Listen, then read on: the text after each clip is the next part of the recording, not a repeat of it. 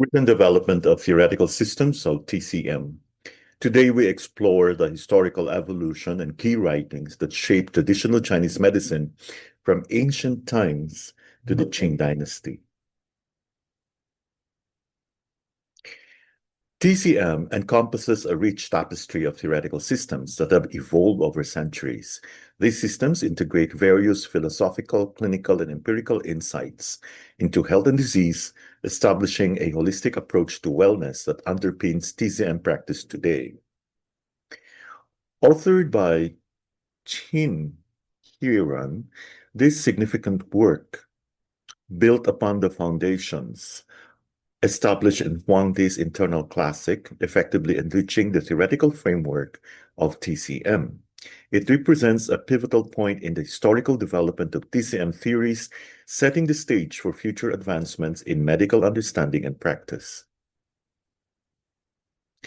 The Treatise on Febrile and Miscellaneous Diseases by Zhang Zhongqing is a landmark text in TCM, marking the first comprehensive clinical manual focused on the practice of syndrome differentiation. This foundational work not only outlined various febrile conditions, but also established treatment protocols tailored to the specific symptoms and patterns observed in patients. Contributions of the Qin dynasty to TCM. In the Qin dynasty, Zhang Zhongqing's influential work, Treatise on Febrile and Miscellaneous Diseases, was revised into two essential texts by Wang Shuhe, Treatise on Febrile Diseases and Synopsis of Prescriptions from the Golden Chamber. This marked a significant development in clinical medicine, emphasizing treatment based on syndrome differentiation. The Qin dynasty introduced new medical concepts that built upon earlier theories, enhancing the understanding of etiology and pathogenesis. This included detailed approaches to syndrome analysis and treatment strategies, which were foundational for later developments in TCM. Treatment of different kinds of diseases. Authored by Chao Yunfeng during the Sui dynasty, this groundbreaking medical text marked the first comprehensive approach to understanding diseases through their etiology, pathogenesis, and syndrome analysis. It laid the foundation for future medical practices in TCM by emphasizing the importance of identifying the underlying causes and mechanisms of diseases.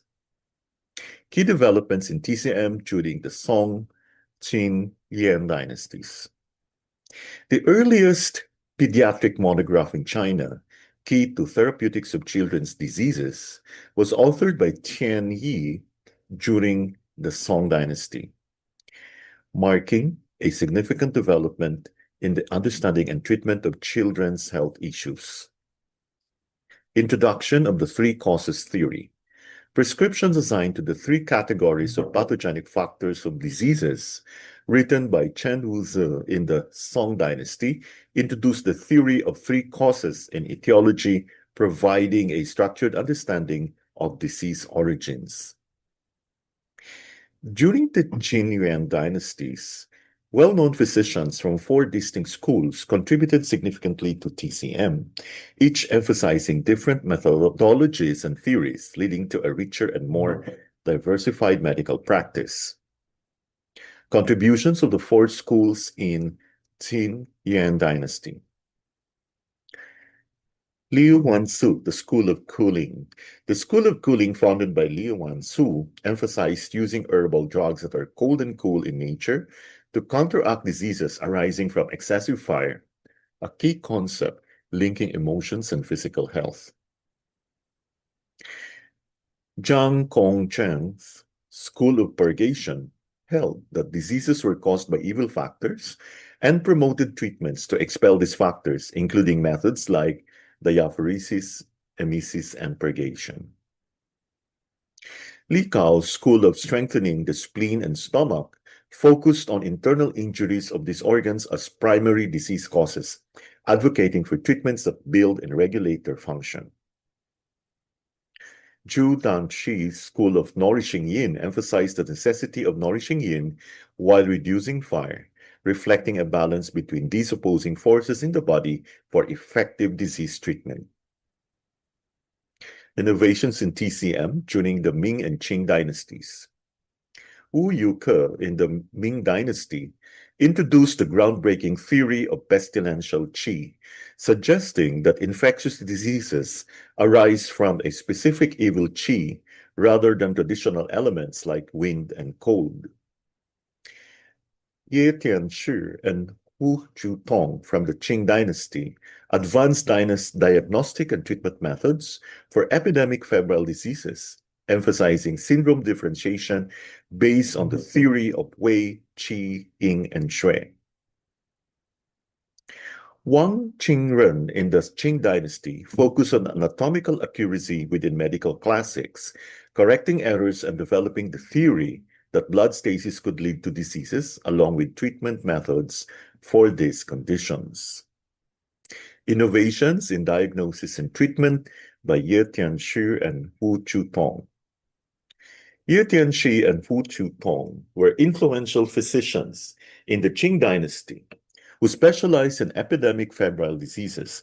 They developed comprehensive methods for diagnosis and treatment that focus on differentiating syndromes, considering various factors such as Wei, or defense, Qi, vital energy, Ying, nutrient, and Shui, blood. This systematic approach laid the groundwork for modern TCM practices related to febrile diseases. Integration of the theory of Santiao.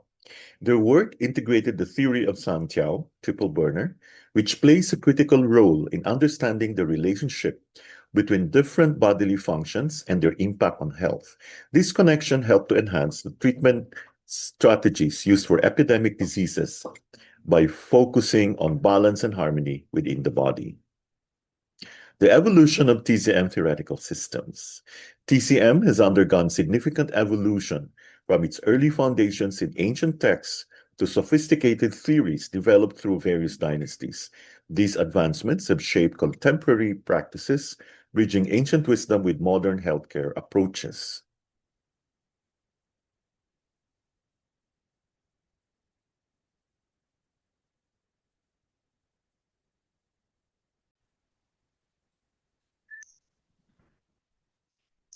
Let's discuss diagnosis by observation in Chinese medicine, exploring the significance of visual diagnostics and its historical context in Chinese medicine. Diagnosis by observation is a foundational technique in TCM, recognized for its historical significance as the highest form of diagnostic skill. It allows practitioners to assess a patient's overall health and internal conditions through careful visual examination, providing insights into their constitution, body type, and even emotional state. Historical significance of in ancient Chinese medicine, diagnosis by observation was revered as the highest form of diagnostic art. Doctors trained in this technique could assess a patient's health solely through visual cues, demonstrating exceptional skill and knowledge. A practitioner who excelled in diagnosis by observation was considered a superior doctor. This skill set distinguished them within the medical community as they could swiftly and accurately assess patients without invasive methods. Diagnosis by observation was the first technique employed when a patient arrived for consultation. It established a foundational understanding of the patient's condition, allowing for immediate insights into their health status. In TCM, the observation of patients is grounded in the concept that internal organ dysfunctions are reflected internally as images, or qiang. These images encompass various manifestations such as pulse patterns, skin complexion, tongue appearance, and overall demeanor, providing vital insights into the patient's health status and internal imbalances. The principal, internal, and external correspondence. In TCM, the internal organs are not merely functional units, they represent deeper connections to the external world.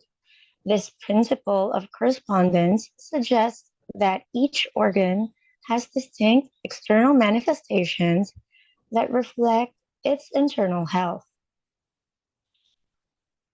Each organ state can be assessed through various images such as pulse, complexion, patterns on the tongue, and general appearance. These images provide vital clues about the internal disharmony and guide diagnosis. Key concepts from simple questions and spiritual axis. Images of 5 yin organs, correspondence of sounds, and pulse and color integration. Integrating whole picture and details in observation. When practicing diagnosis by observation, it's essential to balance the holistic view with attention to specific details. This ensures accurate understanding and interpretation of the patient's condition without falling into the traps of overlooking significant details or misjudging the overall picture. Mapping the body, correspondences between organs and body parts. The 5 senses are integral to diagnosis, with each sense corresponding to specific internal organs, enhancing the diagnostic process through sensory observation. Facial regions are mapped to specific internal organs, offering visual clues about the health and balance of these organs. Different tissues in the body correspond to internal organs, providing insights into the overall health and state of the body systems. The 5 senses and their correspondence to internal organs. Understanding how senses are linked to internal organ health and function. Sight. Eyes correspond to the liver, influencing vision and emotional health. Hearing. Ears correspond to the kidneys, playing a role in hearing and balance. Smell. Nose corresponds to the lungs, connected to the sense of smell and respiratory health. Taste. Tongue corresponds to the heart, reflecting emotional state and circulation. For touch, skin corresponds to the spleen, affecting sensation and overall skin health.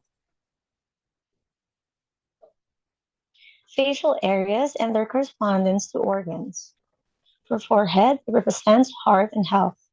For cheeks, it indicates lung condition. And for chin, it reflects kidney status. Tissues and internal organ relationships.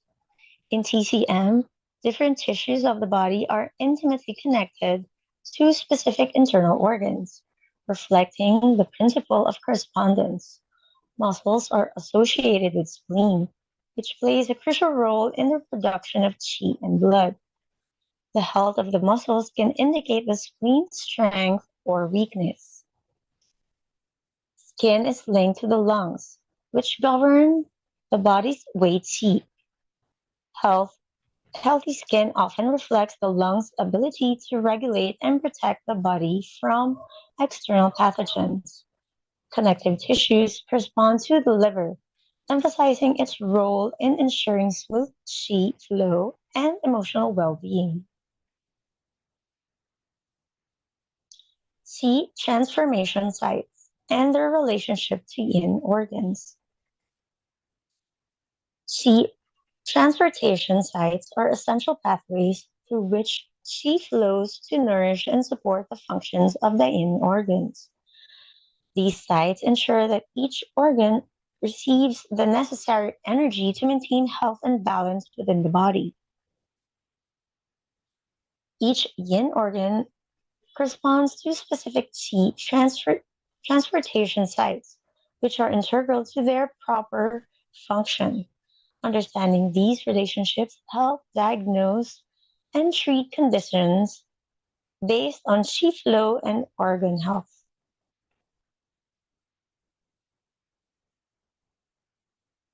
Manifestations of the five yin organs.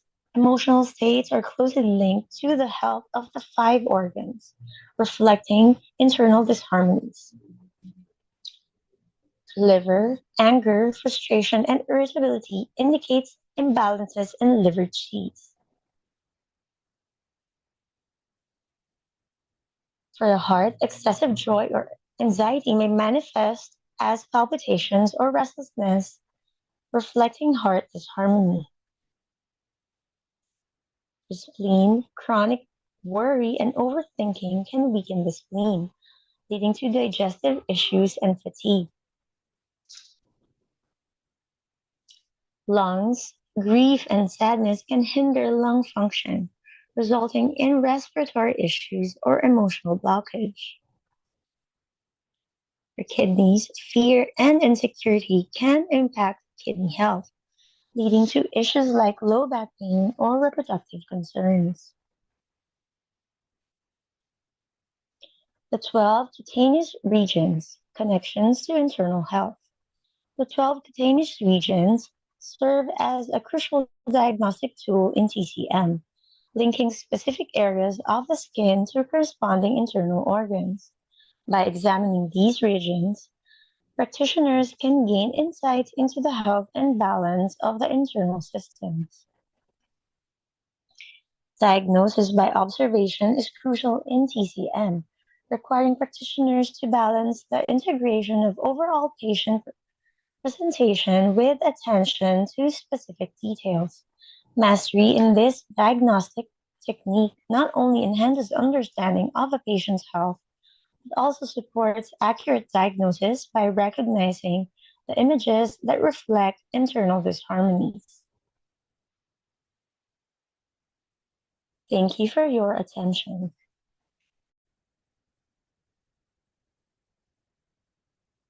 Understanding Heart 9, Shao Chung, Lesser Rushing. We explore the multifaceted functions and therapeutic applications of Heart 9. Heart 9 is located on the radial side of the base of the nail of the fifth digit, specifically 0.1 tune lateral to the nail's corner. This vital acupuncture point acts as the wood point, tonification point, exit point, and Tingwell point on the heart meridian, playing a crucial role in regulating heart chi, nurturing growth, and facilitating emotional balance. Functions of Heart 9. Heart 9 regulates the flow of chi into the heart, ensuring that energy levels are balanced and that the heart functions optimally. As a Tingwell point, Heart 9 has the ability to restore consciousness, particularly in cases of collapse or severe distress, such as wind stroke, making it a critical point for emergency treatment. This point effectively clears heat from the upper regions of the heart channel, including the throat and mouth, alleviating symptoms such as dryness and pain. Heart 9 invigorates the blood, facilitating better communication within the heart and enhancing emotional and physical vitality, which is vital for overall well-being.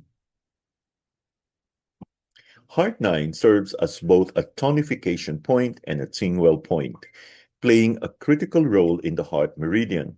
As a tonification point, it connects the nurturing wood element to its child element, fire, facilitating growth and providing calming energy to the spirit. In its capacity as a Tingwell point, it promotes a robust flow of chi along the meridian, invigorating the body's energy and restoring balance. To role in the Shang cycle.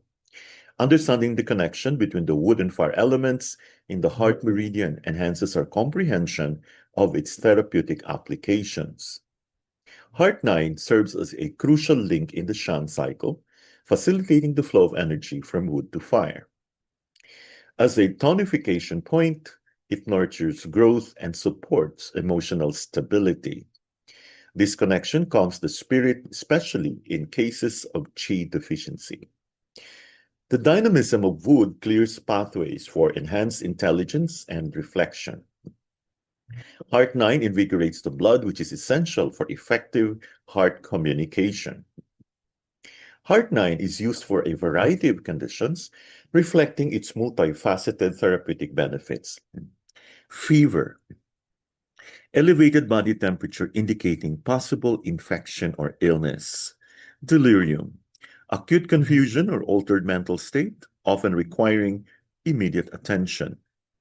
Sudden, uncontrolled electrical disturbances in the brain, seizures, necessitating urgent care. Palpitations, irregular or racing heartbeats, often linked to anxiety or cardiovascular issues.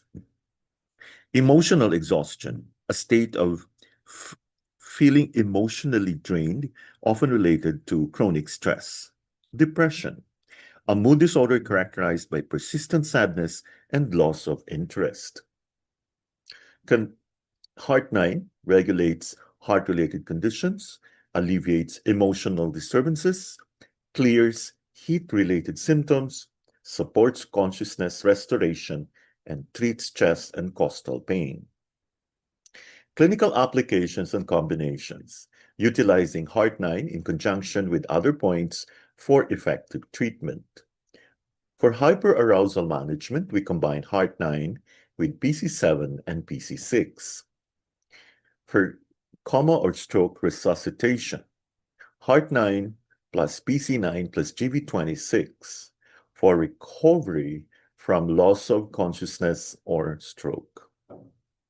Hyperthermia treatment, we combine Heart 9 with GV20, Liver 2, and Liver 3 for heat regulation in the body. Heart 9 serves as a crucial acupuncture point within the heart meridian, embodying the tonification point and Tingwell point characteristics. Its unique properties allow it to regulate heart qi, clear heat, invigorate blood, and restore consciousness, making it essential for addressing a range of conditions such as palpitations, emotional exhaustion, and loss of consciousness. By nurturing the connection between wood and fire within the Shang cycle, Heart 9 promotes overall well-being and mental clarity.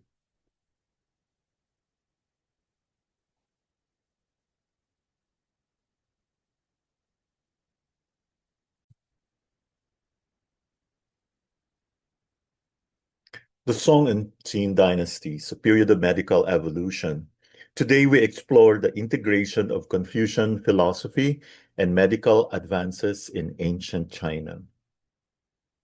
The Song dynasty marked a significant era in Chinese history, characterized by the integration of Confucian philosophy into governance, culture, and daily life. This period laid the foundation for a holistic understanding of society, including the advancement of medical practices influenced by Confucian values and eclectic philosophies, which persisted into the Jin dynasty.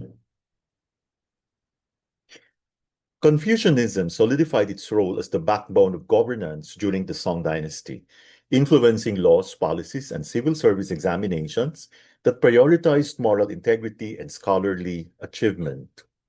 The focus on moral integrity was paramount, with Confucian ideals shaping the conduct expected of individuals in both public and private life, fostering a society rooted in ethical behavior and virtuous leadership. Education became a vital aspect of societal development, with Confucian teachings embedded in curricula across schools, reinforcing values such as respect for authority, filial piety, and the importance of learning. The Song dynasty was pivotal in consolidating Confucian philosophy, integrating it deeply into the fabric of Chinese society, including its medicinal practices. Neo-Confucianists played a crucial role in unifying various medical theories, bridging Confucian thought with practices from Taoism and Buddhism, leading to a more holistic understanding of health. The influence of Confucian ethics shaped medical practices, emphasizing moral integrity, proper conduct, and the holistic treatment of patients, which became essential in diagnosing and treating illnesses. The Song dynasty saw the unification of various philosophical schools, particularly through the efforts of Neo-Confucianists who synthesized Confucianism with elements of Taoism, Buddhism, and naturalism. This integration allowed for a more comprehensive understanding of both philosophy and medicine. Naturalism influenced medical practices by emphasizing the connection between nature and the human body, while legalism provided a structured approach to governance that paralleled the organization of medical theories. Mohism introduced concepts of universal love and utilitarianism that affected social perspectives on health and wellness. The eclectic approach to medicine during the Song and Qin dynasties promoted a holistic understanding of health, considering the interplay of body, mind, and environment. This perspective encouraged the development of diverse diagnostic methods and treatment strategies, integrating both physical and psychological aspects of health.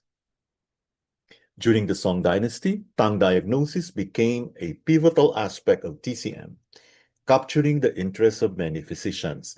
This practice evolved into a specialized study where medical writers meticulously documented their diagnostic observations and correlations with various health conditions. Diagnostic observations in Chinese medicine. Key symptoms and their significance in TCM diagnostics. Heat pattern indicators are restlessness, oppression in the chest, dry tongue, thirst, deep, slippery pulse. Disease of the lesser yin, kidney, indicators. Dry mouth, dry tongue, deep, slow pulse. Dry tongue with dry throat indicates irregular diet and overwork. Dry tongue with chest and hypochondriac pain is caused by stagnation of liver qi from emotional problems. Dry tongue with bitter taste are symptomatic of heart fire. Dry or wet tongue correlates with excess, deficiency, or yang-yin conditions. Li Tongyuan's work, Discussion of the Spleen and Stomach, positioned the spleen and stomach as central to bodily health and treatment approaches. His emphasis on tongue diagnosis revealed diagnostic links between symptoms and underlying conditions, advancing the understanding of Chinese medicine during the Qin dynasty.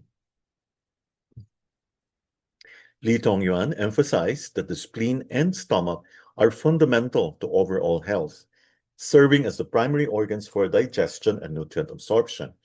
His insights laid the groundwork for the treatment approaches that focus on these organs, highlighting their significance in maintaining bodily harmony. Li Tongyuan emphasized that the spleen and stomach are essential organs in the body, and treatment should primarily target these organs for effective health management. A dry tongue can indicate various health issues, often linked to irregular diet and overwork, highlighting the need for dietary adjustments in treatment. Emotional problems can lead to liver qi stagnation, which is often reflected in tongue diagnosis, further underscoring the connection between emotional health and physical symptoms. A dry tongue accompanied by a dry throat indicates irregular diet and excessive work, pointing to the impact of lifestyle choices on health. When a dry tongue is observed alongside chest pain, it suggests liver qi stagnation, often linked to emotional distress or stress-related issues.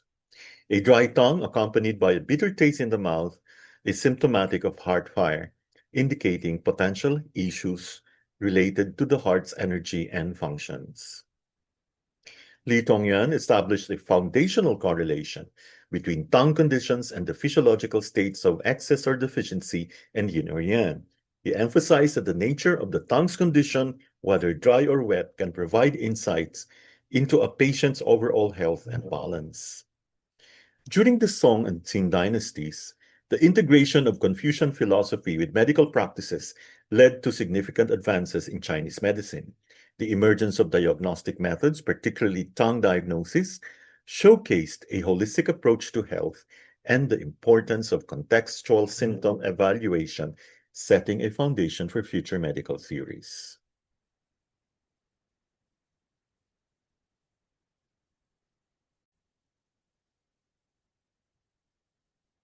Understanding palpation in diagnosis. Today, we explore the role of touch in medical assessment and treatment. Palpation is a crucial diagnostic pillar that gathers valuable information through the sense of touch. It encompasses various techniques, including assessing the pulse, examining channels, acupuncture points, skin texture, and other bodily areas, thus enabling a comprehensive understanding of the patient's condition. Palpation plays a crucial role in the diagnostic process, offering insights that cannot be obtained through verbal communication or visual observation alone. It serves as one of the four essential pillars of diagnosis, ensuring stability and reliability in clinical assessments. Challenges in learning palpation. Translating tactile sensations into intellectual knowledge can be challenging, as practitioners may struggle to articulate what they feel during palpation. This difficulty can hinder the learning process and affect diagnostic accuracy. The subjective nature of palpation can lead to uncertainty in assessments. Practitioners may doubt their findings, especially when they feel sensations that do not match textbook descriptions, leading to potential misdiagnosis. Comparing tactile sensations with textbook descriptions can be difficult, as the nuances of what is felt may not align perfectly with standardized definitions. This discrepancy can make learning palpation feel like an ambiguous task. Palpation is a cornerstone of diagnosis, providing critical insights through tactile examination. It is particularly vital in pulse diagnosis, which aids in distinguishing the eight principles and contributes significantly to Zhang Fu diagnosis and assessments of qi and blood. Pulse diagnosis overview.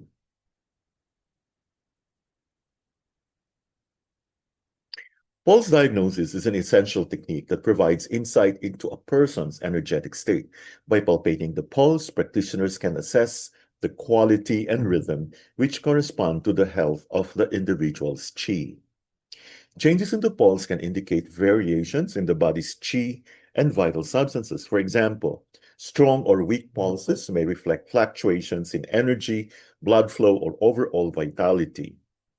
Pulse diagnosis is capable of identifying CHI pathogenic factors early in the diagnostic process. This allows practitioners to address underlying issues before physical symptoms become apparent, enhancing preventative care. Advantages of palpation. Essential for muscular diagnosis. Objective assessment tool, immediate feedback on conditions, guides treatment adjustments, and reveals hidden conditions early. Palpation provides immediate feedback on the effectiveness of treatments by assessing qualitative changes in the pulse, abdomen, and skin. This real-time assessment enables practitioners to make necessary adjustments for optimal patient care.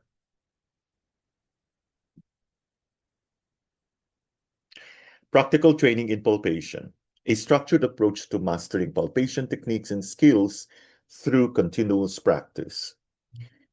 Engage in practical sessions with an experienced teacher to gain real-time feedback and guidance. Continuously practice and refine diagnostic methods to enhance tactile sensitivity and accuracy. Utilize textbooks as a systematic learning tool to compare experiences and deepen understanding of palpation. Becoming proficient in pulse diagnosis.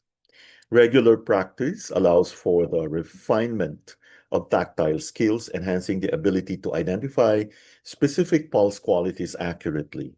Consistent engagement with patients fosters muscle memory and boosts confidence. Utilize resources such as textbooks and instructional videos to solidify understanding of pulse characteristics. This comparative analysis strengthens the link between theoretical knowledge and clinical application. Engage in supervised practice where immediate feedback can be provided. Learning from experienced practitioners enables quicker adaptation and correction of techniques, leading to improved accuracy. Relative strengths of palpation, crucial for musculoskeletal diagnosis, objective assessment method, direct sensory feedback, immediate insight into conditions, enhances overall diagnostic process. Relative weaknesses of palpation.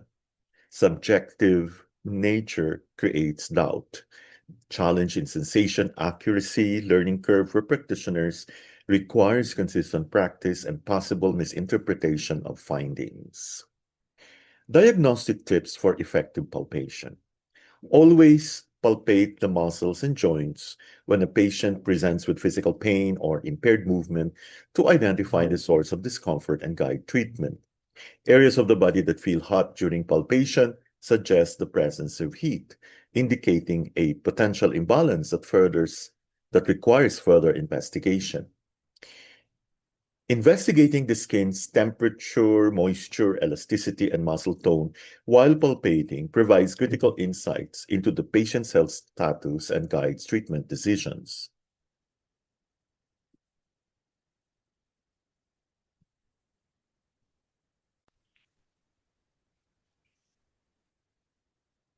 Introduction to scalp acupuncture. Today we explore the therapeutic benefits and techniques of scalp acupuncture in TCM. Scalp acupuncture is a therapeutic approach that focuses on needling specific areas on the scalp to treat and prevent various diseases. This innovative therapy integrates TCM principles, acupuncture methods, and contemporary understanding of the brain's anatomy and functions, making it effective for a wide range of clinical applications. It is a therapeutic approach that employs targeted needling at specific areas on the scalp to stimulate healing and alleviate symptoms. It is particularly effective for addressing disorders of the central nervous system, as well as various conditions in internal medicine, gynecology, and pediatrics. Therapeutic principles. Scalp acupuncture therapy is rooted in the principles of TCM, which emphasizes the balance of qi and the interconnectedness of body systems.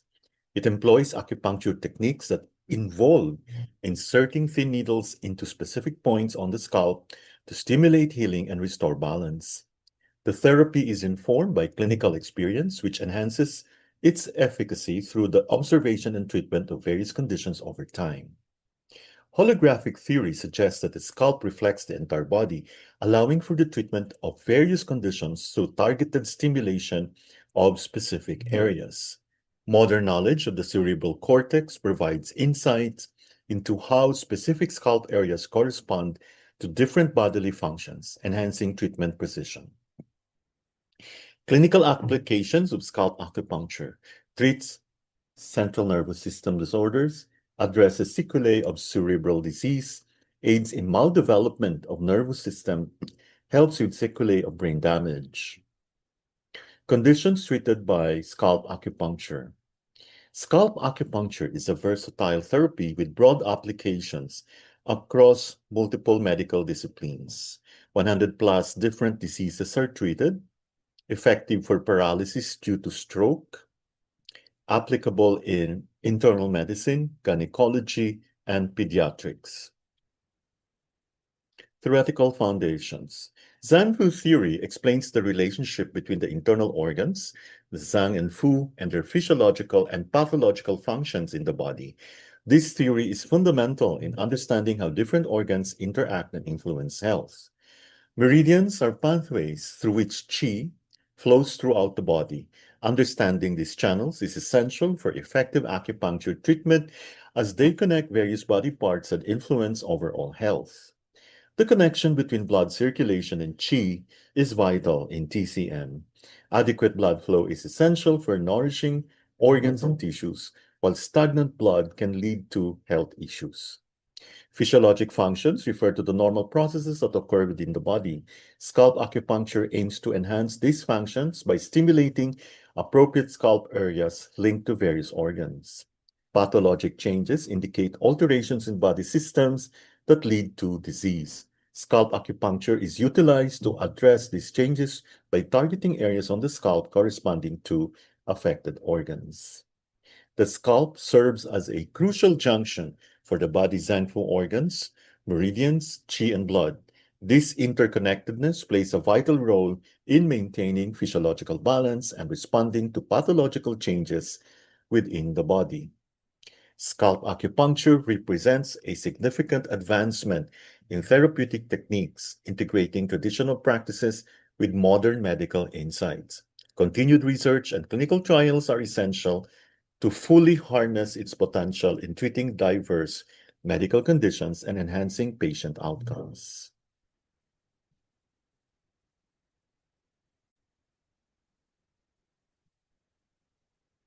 Introduction to ear acupuncture.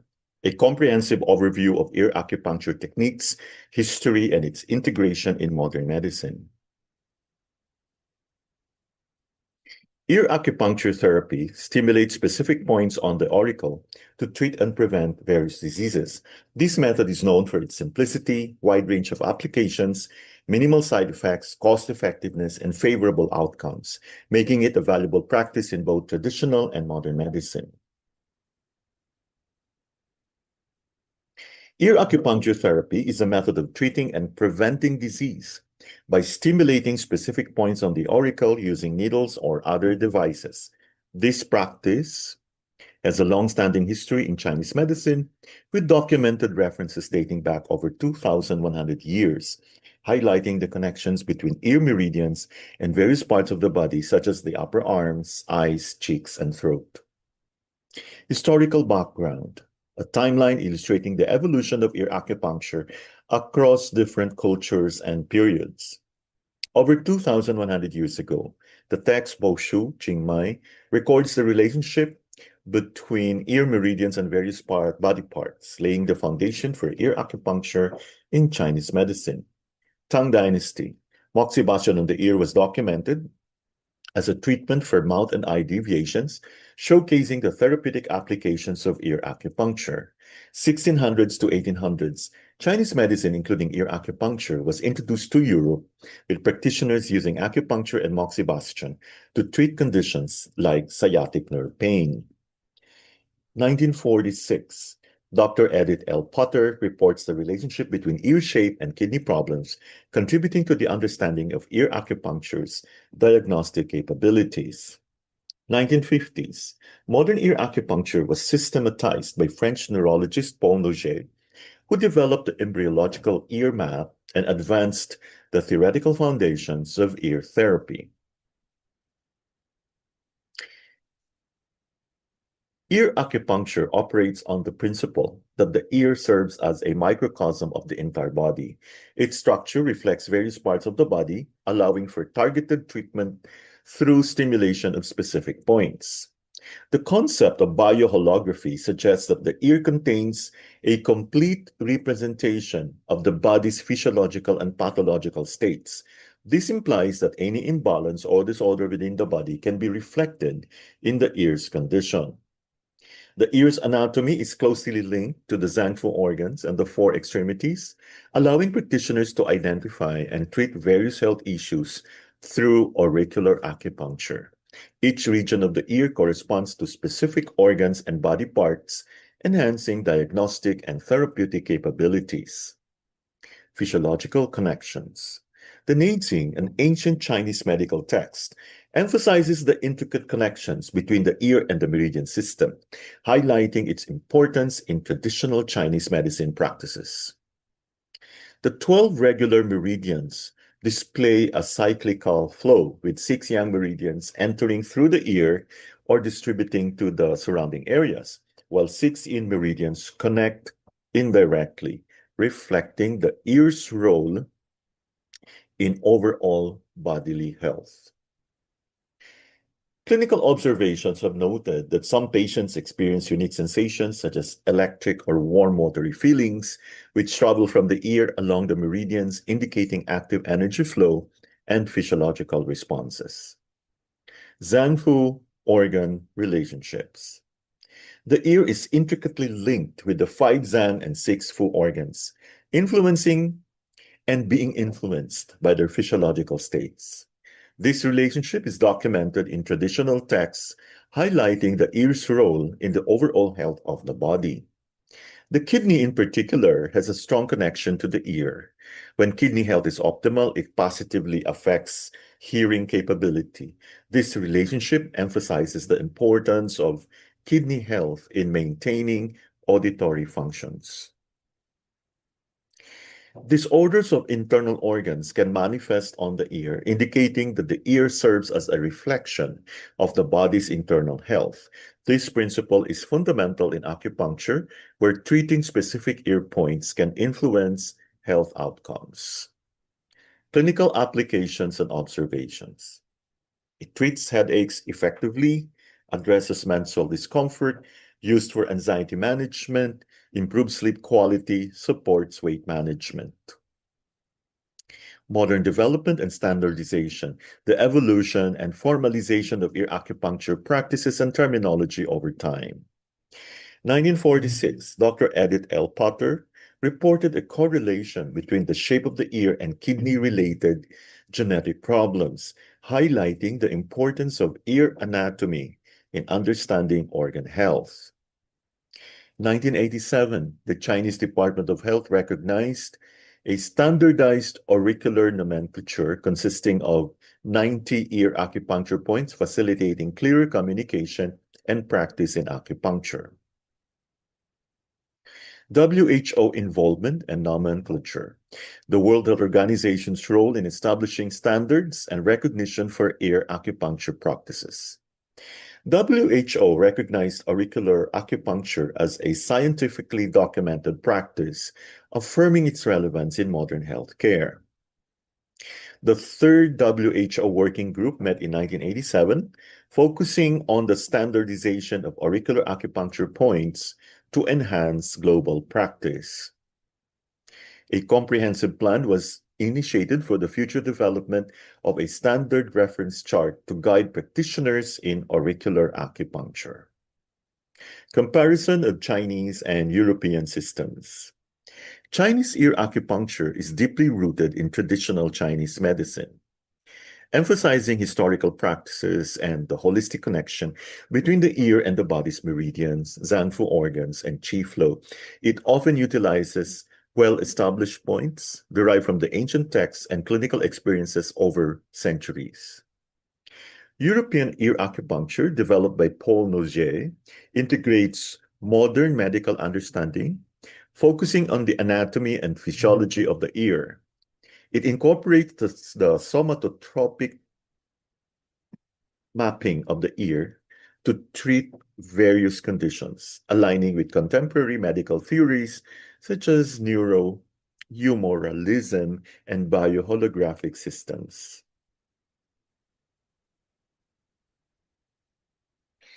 Ear acupuncture represents a synthesis of ancient wisdom and modern science, integrating traditional Chinese medical practices with contemporary anatomical and physiological insights. Its established efficacy and ongoing research indicate a promising future for therapeutic applications across various medical fields.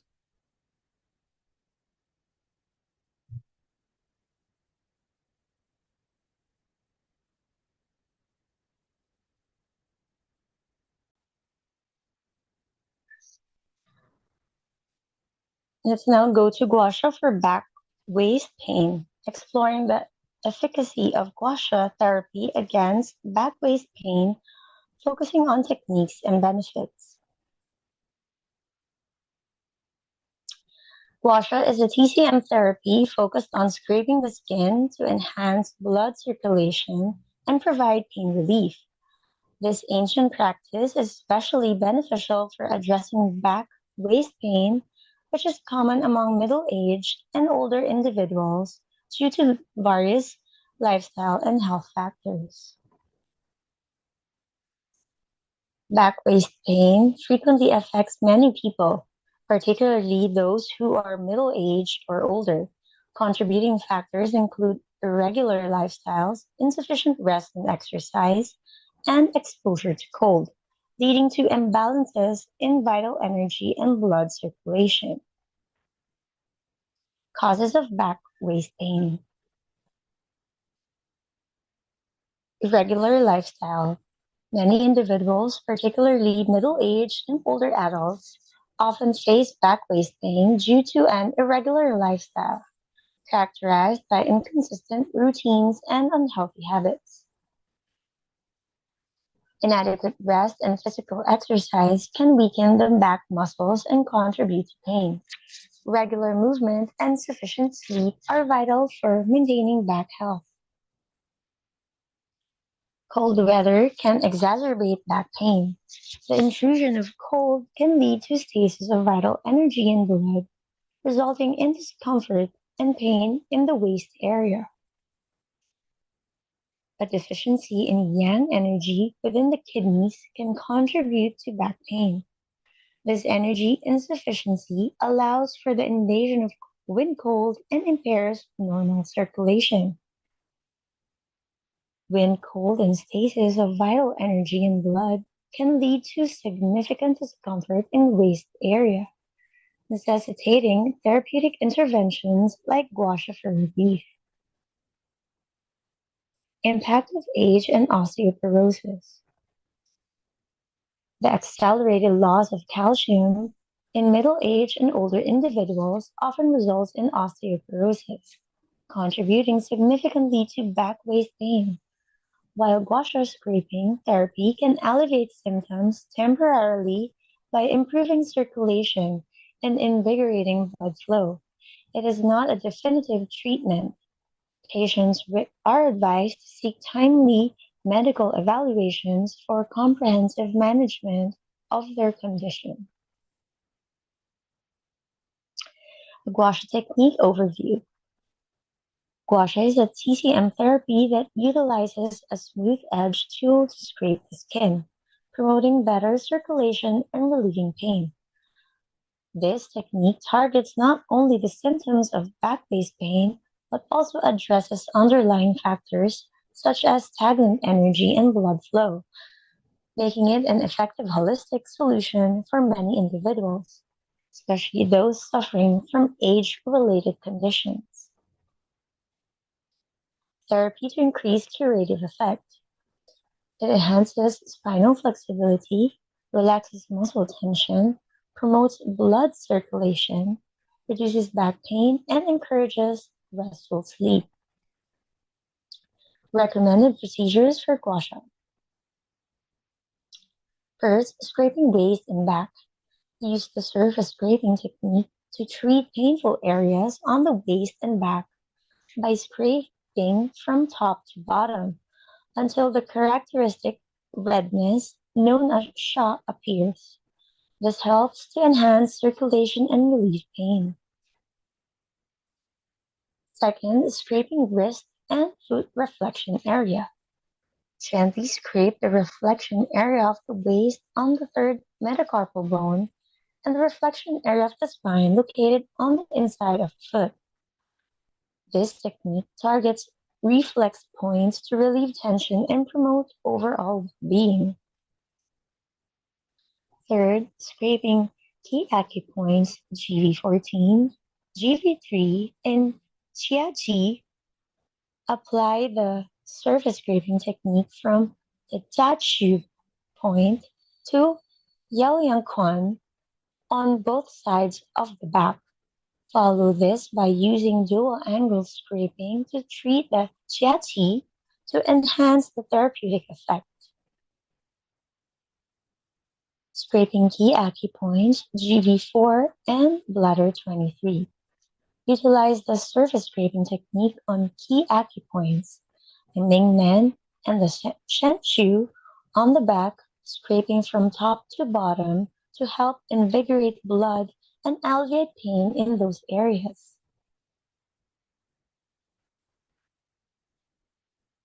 First, scraping the waist and back. The surface scraping technique is designed to alleviate pain in the waist and back by enhancing blood flow and releasing tension. This method should be applied gently, scraping from the upper to lower parts of the affected area until the characteristic red marks, known as sha, appear on the skin, indicating improved circulation and energy flow. wrist and foot reflection area. Utilizing the reflection areas on the body can enhance the effectiveness of gua sha therapy for back waist pain. Gently scraping on these specific points helps in pain relief and promotes overall well-being.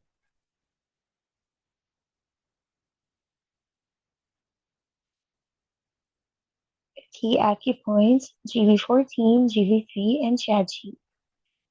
Effective gua sha techniques for back pain involve targeting specific points, scraping from touch shu to Yao Yang Kong, stimulates energy flow and alleviates tension along the spine, followed by scraping the chachi to enhance overall relief. The key acupoints GV4 and bladder 23. Mingmen and Shu are crucial acupoints in gua sha therapy for alleviating back waist pain. Employing a surface gradient technique on these points help invigorate blood circulation and promote healing in the affected areas. Conclusion and recommendations. Gua sha is an effective temporary solution for alleviating back-based pain, particularly in middle-aged and older adults experiencing discomfort due to lifestyle factors and energy imbalances.